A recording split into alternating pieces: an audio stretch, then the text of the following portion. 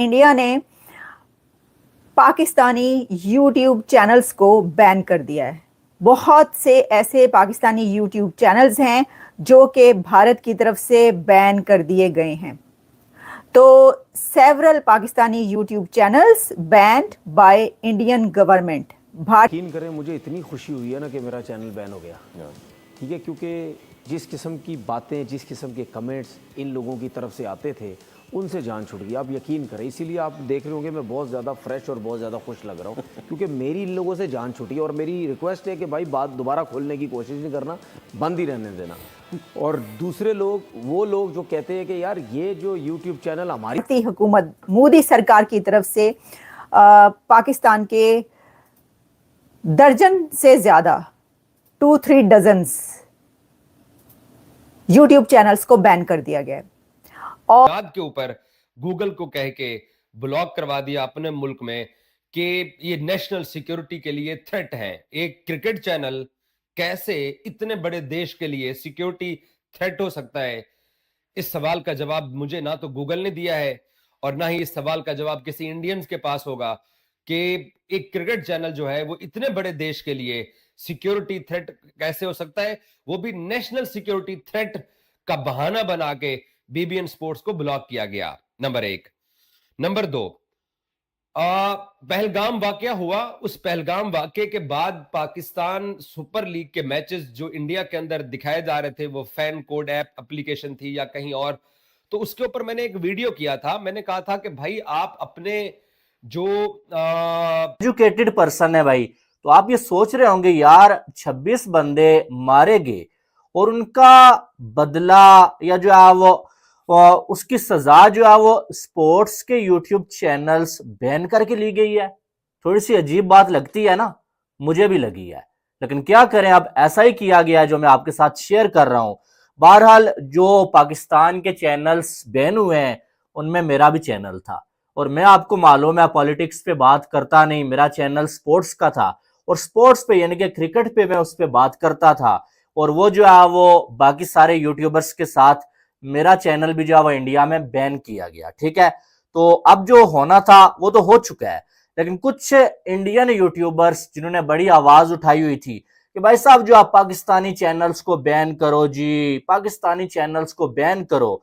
कुछ ने तो इस वजह से उठाई हुई थी क्योंकि लोग हमें देखते थे और उन्हें लोग देखते नहीं थे। लेकिन हैरानगी वाली बात है कि हमारे चैनल्स बैन होने के बाद भी उन्हें व्यूवरशिप नहीं आ रही है। ये क्या वजह है भाई? और कुछ तो ऐसे हैं भाई जिन्होंने बड़ा शोर मचाया हुआ था कि पाकिस्तानी चैनल्स को बैन करो, बैन करो। बैन होने के बाद वो लोग अपनी ऑडियंस को ये बता रहे हैं कि पाकिस्तानी मीडिया रो रहा है भाई, पाकिस्तानी मीडिया इंडिया को अब्यूज। अपनी जो आपकी सिक्योरिटी है, आपको उसको बेहतर करने की बजाय पाकिस्तान के ऊपर इल्जाम लगा देना, बॉर्डर पे फौजें खड़ी कर देना, पाकिस्तान क्रिकेट के लोगों को बैन कर देना, पाकिस्तान के क्रिकेट के जो मैचेस चल रहे हैं उनके ऊपर सवालिया निशान खड़ा कर देना, पाकिस्तान हॉकी टीम को एशिया कप के लिए वीजा ना देना, तो एक जर्नलिस्ट के तौर के ऊपर ये किसी भी एक डेमोक्रेटिक मुल्क के ऊपर सवालात करने में कोई कबाहत नहीं है। इंडियन मीडिया जितना गलीज, गंदी, नीच और घटिया गालियां मेरे मुल्क को और मेरे झंडे को देता है, हम उसका 0.00005% भी बात नहीं करते हैं। इंडियन गवर्नमेंट के बारे में, इंडियन क्रिकेट टीम के बारे में, इंडियन सिक्योरिटी के बारे में।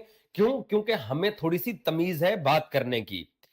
और मैं जानता हूं मेरे से बेहतर शायद पाकिस्तान में जो लोग क्रिकेट पे बात करते हैं, इंडियन रिएक्शन सबसे ज्यादा कोई नहीं फेस करता होगा जो मैं फेस करता हूं। अब उनका एक अपना माइंड, क्योंकि उसकी वजह यह है कि इंडिया की तरफ से जो कमेंट्स आते हैं वो इतने घटिया, गंदे कमेंट्स आते हैं जिसकी वजह से मैं ये सोचता था कि इतने गंदे, घटिया लोग मैसेजेस करते हैं। इनके अलावा कोई ऐसी कंट्री के लोग जो हैं वो मैसेजेस नहीं किया करते थे। ठीक है, जो ये लोग किया करते थे। तो मतलब मैं भी बड़ा तंग था कि यार जान क्यों नहीं छूट रही इन लोगों से, तो आप लोगों ने खुद ही जान छोड़ दी। उसकी वजह यह है कि जिन क्रिकेटर्स को बैन किया गया उसमें मेरा नाम भी था ठीक है।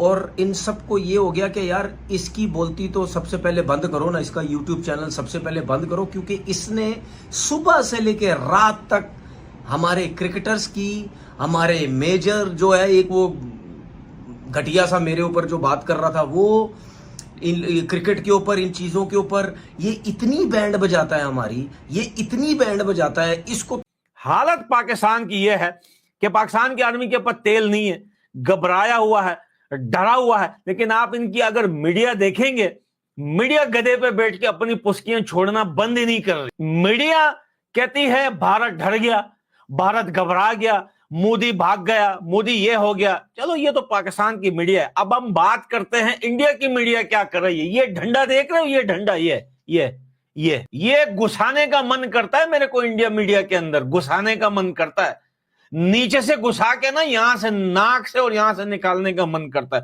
अब आप बोलो क्यों, मैं रीजन बताता हूं। मैं मीडिया देख रहा हूं इंडिया की, 40 मिलियन सब्सक्राइबर लेके बैठे। मैं 20 साल इनको मां बाप ने पढ़ाया है, 20 से 25 साल मां बाप ने अपना पेट काट के इन खबीस के बच्चों को पढ़ाया है कि मैं तो सबसे पहले साइड पे करो। उफ, ठंड पड़ी हुई है इस टाइम मेरे अंदर, यकीन करो मेरी जान छूट गई है। अगर हम इतने बुरे हैं ना, तो ये जो तुम्हारे लोग YouTube पे बैठ के पाकिस्तान के अगेंस्ट बात करते हैं ना, इनको भी बंद करो। जिस तरीके से तुम लोगों ने ये किया कि जी पाकिस्तान के कुछ यूट्यूबर्स पाकिस्तान की टीम की बुराइयां कर करके वो इंडिया से व्यूज हासिल करने के लिए इसीलिए पाकिस्तान की बुराइयां करते थे, जिसकी वजह से बंद किया गया। इसी तरीके से मैं ये कह रहा हूं कि जो इंडिया के लोग जो पाकिस्तान की बुराइयां करते हैं, उनका यूट्यूब चैनल क्यों नहीं बंद कर रहे भाई? उनका भी तो सबसे पहले बंद करो ना। वो बेशक पाकिस्तान की तारीफ करें या पाकिस्तान की बुराइयां करें, बंद करो उसको। वो बंद करके बताओ, फिर मैं मानूंगा। भाई आप जो कहते हो ना कि इंडिया से पैसे, ओ भाई तुम्हारे ये इंडिया से हमारा घर नहीं चलता भाई, समझ आ गई?